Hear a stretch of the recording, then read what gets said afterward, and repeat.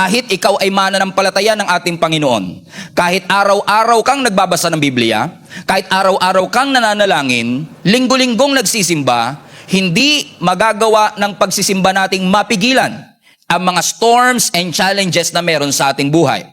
However, ipinangako rin naman ng ating Panginoon na kung dadaan tayo sa mga pagsubok, kung tayo ay mananampalataya at kakapit sa Diyos, may ipinangako naman ang Diyos na kaligtasan sa lahat ng mga taong nananalig sa Kanya. Sabi ng Panginoon, I will be with you. I will protect you. I will deliver you. I will keep you from harm.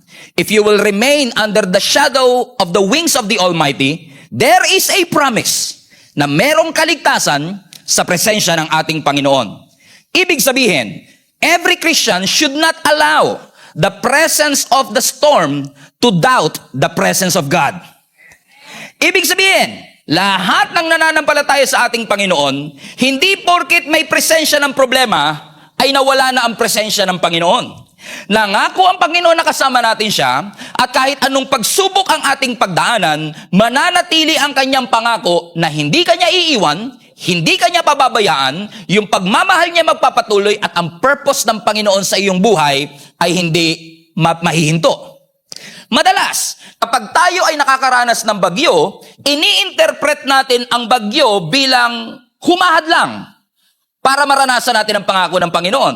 So in our interpretation, kahit hindi nyo ako pinapansin, some storms in our life are standing in the way of God's promise. But what if the storms in your life are the way to the promises of God?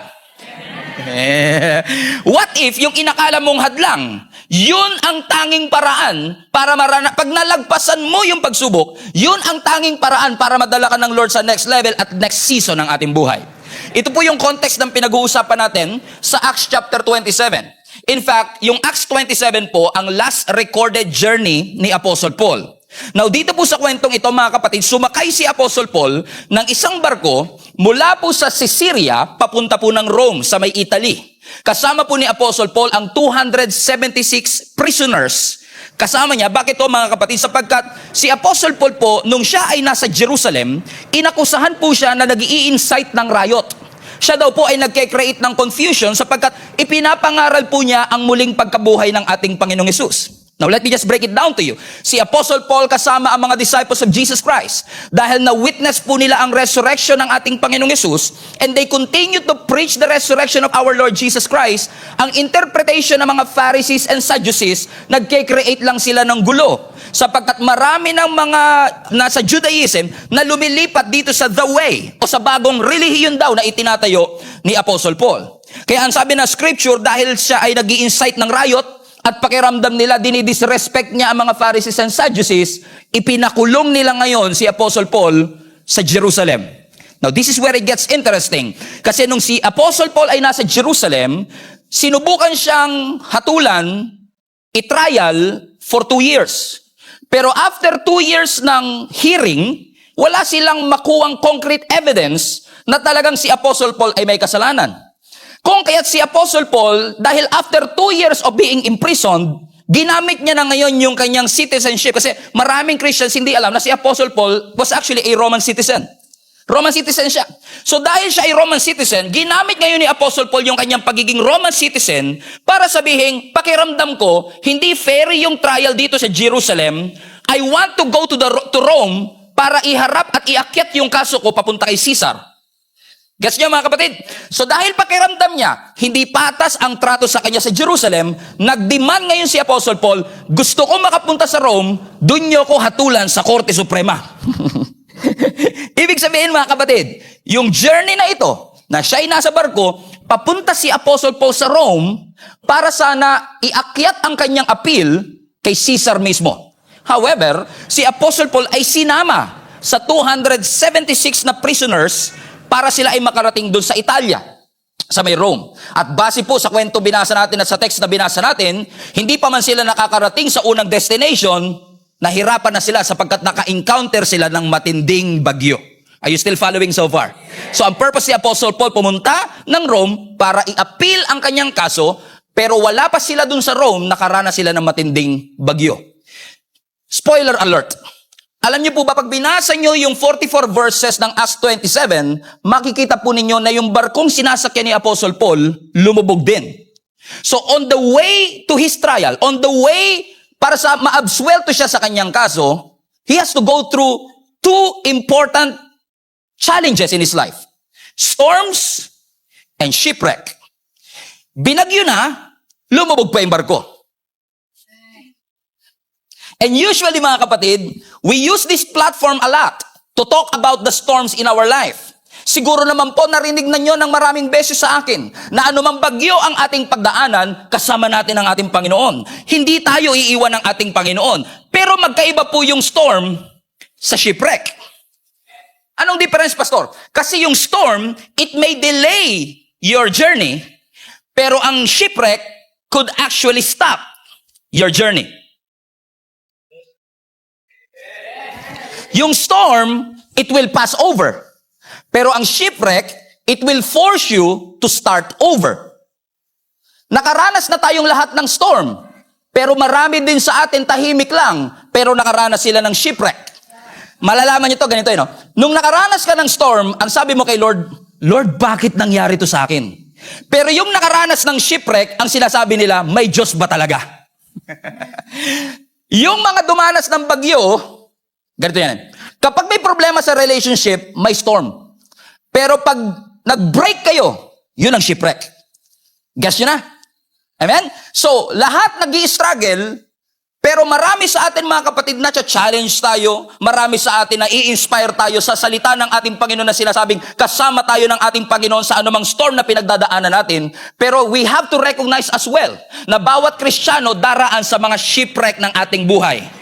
Malulugi ang negosyo, mawawalan ng trabaho, mamamatayan ng mahal sa buhay, mawawalan ng pinagkakakitaan. Maraming bagay na nakakapagpa-symbolize the shipwreck that happened in your life. Ibig sabihin, ang shipwreck is actually an illustration, a metaphor for everything that is losing in your life.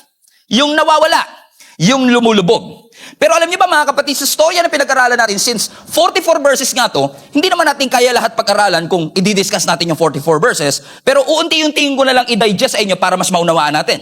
Kasi kung babalikan po ninyo mga kapatid ang storya mula dun sa simula, bago pa man umalis si Apostle Paul, bago pa man sila tumawid papunta ng Rome, kinausap niya na yung mga sailors. Ang sabi niya sa verse 10, "Men, I perceived that this voyage will end with disaster and much loss, not only of the cargo and ship, but also our lives." Are you still with me? Let's read that again. Ang sabi ni Apostle Paul sa mga sailors, now listen, si Apostle Paul, tent maker, si Apostle Paul, minister of the word. Now itong minister of the word at tent maker, pinapangaralan yung mga actual na seaman. Para sabihin, guys, wag nyo nang tuloy. Mapapahamak tayong lahat. Hindi lang tayo mawawalan ng cargo, pati yung buong barko, lulubog, and we will lose our lives. Now, this is a bold statement from Apostle Paul himself na wala namang alam sa navigation sa barko. In essence, kung ipaparaphrase natin yung sinabi ni Apostle Paul, ang sinasabi lang ni Apostle Paul, hey guys, listen, the ship will not make it. Alam ko may plano tayong tumawid sa kabilang side, pero hindi makakatawid yung vessel natin. Our vessel will not survive this storm because this ship will fall apart. Hindi ko alam kung sinong kinakausap ng ating Panginoon, pero gusto lang ipaalala ng Panginoon sa iyo. Alam kong lahat tayo, we want to get to our destination, but some ships in your life will not make it. Tamo, tahimik. Mas maganda kasing pag-usapan nyo, you are going to make it. God is going to bless you. God is going to open doors of opportunity in your life. God is going to use you to be a blessing to other people, and everybody will shout, everybody will say amen. Pero mahirap mag-amen kapag sinabing may mga ship sa buhay ninyo na hindi magtatagal. May mga ship sa buhay natin na nalulubog. May mga relationship na mapuputol. May mga partnership na mapuputol. May mga friendship na masisira. May mga hardship na pagdadaanan. Come on now. Amen. There will be ships in your life that's not going to make it. Alam ko nananalangin tayo. Alam ko nagpa-fasting tayo. Alam ko meron kang pangarap of a happily ever after. Alam ko meron kang vision that you're going to make it, that you're going to succeed. But some ships in your life will not make it. Sometimes, may mga barko, may mga ships sa ating buhay na hindi makakarating sa kabilang dako. Kahit gaano kalaki ang Bible mo, kahit linggo-linggo ka nagsisimba, some ships in your life will fall apart. The thing that you're holding on will fall apart. May mga projects na hindi matutuloy. May mga businesses na magsasara. May mga mahal sa buhay tayo magpapaalam. Alam kong gusto natin na ayusin ng Diyos ang mga circumstances na meron tayo sa ating buhay, but I'm afraid to tell you that some ships in your life will fall apart. Now listen, alam ko tahimik kayo and I expected it na magiging tahimik kayo, mga kapatid. Pero di ba, wala naman siguro sa ating sasakay ng barko kung alam mo lang naman na lulubog ito. Right? But sino sa inyo, pupunta kayo sa pier, sabi niya, lulubog to pero sasakay ako. Si Apostle Paul lang nagsasabi noon. Pero sa realidad ng buhay, kung alam mong lulubog yung barko, ba't ka sasakay? Kung alam mong yung eroplano babagsak, bakit ka sasakay? Kung alam ko lang na ipagpapalit niya ako sa iba, di na ako pumayag na pinakilig niya ako. Di ba? Kung alam ko lang naman na tatanggalin ako sa trabaho, bakit pa ako nag-apply? Kung alam ko lang naman na magbabackslide ako, bakit pa ako naging born again in the first place? Kung alam ko lang naman na malulugi yung negosyo, di ko na sinimulan. Kung alam ko lang na yung proyektong ito ay masisira at mahihinto, bakit kailangan ko pang sinimulan? Katulad ni Abraham, kung alam lang sana ni Abraham na ipapa-offer lang yung anak niya si Isaac, ba't pa siya binigyan ng anak? Bakit ka pa sasakay ng barko kung alam mo naman palang lulubog? And sometimes when our ships are sinking, the boat is sinking, group yourselves into three. Minsan, listen to me mga kapatid, I believe God is talking to you today. Marami sa atin ang hanggang ngayon in denial pa rin. Kasi pakiramdam natin kaya nating sagipin yung barko using our own skills and our own ability. But listen to me, no amount of skill can stop the ship from sinking if God allowed it to happen. Kahit gaano tayo katalino at katalented, if God allowed it to close, it will close. If God allowed it na mawala, mawawala siya. It's part of our life. May itinuturo ang Panginoon sa mga shipwrecks ng ating buhay. Yes, all of us will go through storm. All of us are prepared for the storm. But I want you to be prepared for the shipwrecks that's going to happen in your life. Dadaan po ang shipwreck, mga kapatid. Eh sabi ko nga sa Lord, napakapalad ng simbahang ito, tinuturuan mo kami na maging handa sa mga shipwreck ng aming buhay. Kasi kung gusto lang tayong pasigawin ng Panginoon, sasabihin ng Panginoon, huwag kayo mag-alala. Dahil hindi kayo iiwan ng Panginoon, hindi kayo malulungkot. Pero hindi yun ang totoo. Lahat tayo dadaan sa kalungkutan. Lahat tayo dadaan sa pagkalugmok. Lahat tayo dadaan sa pagbagsak. Lahat tayo dadaan sa shipwreck. Pero gusto ng Lord na maging handa tayo na kapag dumaan tayo sa shipwreck ng ating buhay, lumubog man yung barko, yung pananampalataya natin ay hindi sasama sa paglubog ng barko. Listen to me mga kapatid, huwag mong masyadong hawakan yung mga ship ng iyong buhay. Your ship is not your savior. Your business is not your savior. Your talent is not your savior. Your education is not your savior. That relationship is not your savior. Your dream guy is not your savior. Jesus is our savior. Hold on to Him. Lahat ng ship na yan, posibleng lumubog. Posibleng bumagsak. Pero tatandaan nyo mga kapatid, hindi tatanggalin ng Diyos ang isang bagay na kakailanganin mo sa next season. Kung tinanggal ng Panginoon, ibig sabihin, hindi mo kailangan.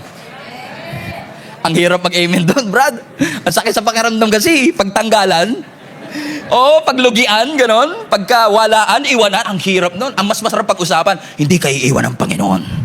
God is going to bless your business. God is going to open doors of opportunities in your life. Pero can you still praise God kahit tinanggal niya? Can you hold on to your faith? Can you stay in faith even though you have an excuse to walk away? Because some ships in your life will sink. May mga bagyo, may mga parte ng ating buhay na lulubog. May mga parte ng ating buhay na hindi mananatili forever. Pero kapag kinuha ng Panginoon, ibig sabihin, hindi mo kailangan sa next season ng iyong buhay. In fact, kahit mawala ang transportation, kaya ka pa rin dalhin ng Lord sa destination, kasi after all, transportation lang siya, pero maraming pwedeng gamitin ang Lord na transportation para pagpalain ka. We don't want shipwrecks. Pero let's step back a little bit. Let's just put the context on the story. So yung barko ay papunta ng Rome. Si Apostle Paul, kasama ang 276 prison, mula si Syria, papunta sila ng Italy. However, ang sabi ng ibang verses na hindi na natin binasa, nung sila'y nag-journey na, ang lakas ng headwind. Ibig sabihin, yung wind was contrary to them. Unfortunately, gusto man nila mag-landing sana sa Phoenix, dinala pa sila ng hangin sa open sea. Dinala sila sa southwest, kaya mas lalong naging matindi yung kanilang problema, to the point na unti-unti na silang nawawala ng pag-asa, tinapon na nila yung kanilang mga cargo, gumamit sila ng rope para i-hold yung anchor ng kanilang barko, but to no avail, walang nangyari. Ibig sabihin, they tried to save the passenger, they tried to save the boat, But unfortunately, they cannot control what's happening on the boat. So habang sila'y papunta ng Rome, yung kanilang mga stations hindi nila madaanan, nilabas na nila yung kanilang mga lifeboat. Unti-unti na silang nawawalan ng pag-asa sapagkat sa palagay nila, ginawa na nila ang lahat, pero wala pa rin nangyari. Ano kung titignan nyo ang sinasabi ng scripture, 14 days po silang nasa gitna ng dagat. Naubusan sila ng pagkain at sa loob ng 2 linggo, hindi nila nakita na sumikat ang araw. At dahil walang pagsikat ng araw, unti-unti na rin silang nawawalan ng pag-asa. Ang sabi ng verse 20, terrible storm raged for many days, watch this, blotting out the sun and the stars, highlight this, until at last, all hope was gone. They tried their best. They tried everything they know how to save the ship from sinking. Tinapon nila ang kanilang bagahe, ginamit nila ang kanilang maritime knowledge to save the ship.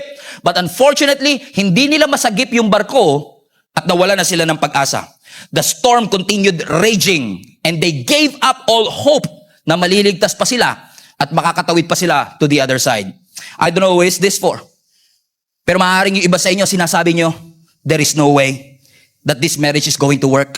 Parang nawalan ka na ng pag-asa sa relasyon ninyo mag-asawa na maaayos pa. There is no way that I'm going to beat this cancer. I've been battling this cancer for 2 years already. May pag-asa pa ba na unti-unti na nawawalan ng pag-asa ang iyong buhay? Maring iba sa inyo sinasabi nyo, there's no way that we are going to overcome this financial debt. Masyado nang malaki ang aking utang, lubog na lubog ako sa utang at pakiramdam ko, hindi na ako makakaahon. Or probably some of you are thinking and wondering, there is no way that I'm going to get married. There's no way that I'm going to get pregnant. After everything that you've been through, there's no way that I'm going to succeed. There's no way na makakapagtapos pa ako ng pag-aaral. My hope is all gone. At maaaring nagtataka kayo at nagsasabi kayo sa inyong mga sarili, bakit nga ba minsan hinahayaan ng Panginoon na dumaan ako sa mga shipwreck ng aking buhay? Why would God allow shipwrecks in my life? Hindi ba niya kayang gawin ang lahat para iligtas ako? Hindi ba niya kayang gawin ang lahat para ayusin ang lahat ng bagay na meron sa aking buhay? Bakit niya inaalaw na mawalan ako ng project? Bakit niya inaalaw na mawalan ako ng job offer? Bakit niya inaalaw na manakaw sa akin yung promotion? Bakit inaalaw ng Lord ang shipwrecks sa aking buhay? If God is a good God, why do bad things happen to good people? You know what? The answer is in this verse. Bakit? Hindi sila dapat dadaan sa bagyo at sa shipwreck kung nakinig lang sila kay Apostle Paul. Watch this. Ang sabi ng scripture, you should have listened to me. Ang sabi ni Apostle Paul. Bago pa sila umalis, sabi ko na sa inyo, huwag kayong maglalayag, mapapahamak tayo. Remember verse 10? Di ba sinabi ni Apostle Paul, huwag na tayong tumawid because I perceive that there will be trouble ahead of us. Merong shipwreck, loss of cargo, mamamatay tayong lahat. Pero dahil si Apostle Paul, tent maker lang, ayaw nilang pakinggan. Kasi mas may tiwala sila sa expertise ng seaman kesa sa salita ng Panginoon. Amen? Kaya hindi sila naniwala. At dahil hindi sila naniwala, dumaan sila sa bagyo. Now imagine this scenario. Binalaan sila ni Apostle Paul, hindi sila nakinig. Nung nandun na sila sa gitna ng bagyo, gumigewang-gewang yung bangka, ginagawa na nila ang lahat para maligtas, and then nakatayo si Apostle Paul. Kung nakinig sana kayo, di dapat hindi tayo binabagyo ngayon. Alam nyo, isa sa mga reason, pasin your seatbelt ha, ayoko kayong saknan. Pero isa sa mga reason kung bakit tayo nasa shipwreck, hindi ka kasi nakinig eh. Sinabihan ka before. Wag na yang lalaki na yan. Antigas ng ulo mo. Sinabihan ka na before, hindi kikita yung negosyo na yan. Pero dahil mas may tiwala ka sa expertise mo bilang entrepreneur, kaysa sa salita ng ating Panginoon, sinuway mo ang ating Panginoon. Hindi ka nakinig. Isa sa mga rason kung bakit tayo dumadaan sa shipwreck, we're not listening. Ano ang sinasabi ni Apostle Paul? Balik mo yung verse, anak. Ang sinasabi ni Apostle Paul, you should have listened to me in the first place and not left Crete. You would have avoided all this damage and loss. Kung nakinig ka, hindi dapat madadamage yung barko. Now, it's too late. Ang sinasabi ni Apostle Paul, kahit mag-pray kayo, yan na ang destiny natin. Kahit mag-fasting kayo, yan na ang destiny natin. Ibig sabihin, yung shipwreck na yun is actually a consequence of their disobedience. And no matter how much you prayed for it, yes, God is a God of miracles, but no matter how much you prayed for it, if God allowed it to happen, if this is the consequence of our disobedience, unfortunately, it will happen. Yung nga lang minsan talaga mga kapatid, Kapag may mga shipwreck sa ating buhay, ang lahat ng sisi laging nasa jablo, no? Pasin nyo yun? Right? May sakit ako ngayon. Yung jablo, inaatake na naman ako. Di ba? Kaya sabi ng jablo, nananahimik ako kung na naman natami nito. Di ba? Napansin nyo, yung jablo tuloy, nagtataka na, lagi na lang ako. Lahat na lang ng credit, binigay nyo sa akin, Di ba? Sikip na naman ang dibdib ko. Inaatake na naman ako ng jablo. Sabi ng anak mo na, yung crispy pata kasi binanatan mo Nag-guess yung sinasabi ko mga kapatid, we give so much credit to the enemy, while in fact, some of the shipwrecks that happen in our life is because we decided not to follow the instructions of the Lord. Ang hirap talaga mag-amen pag ganito.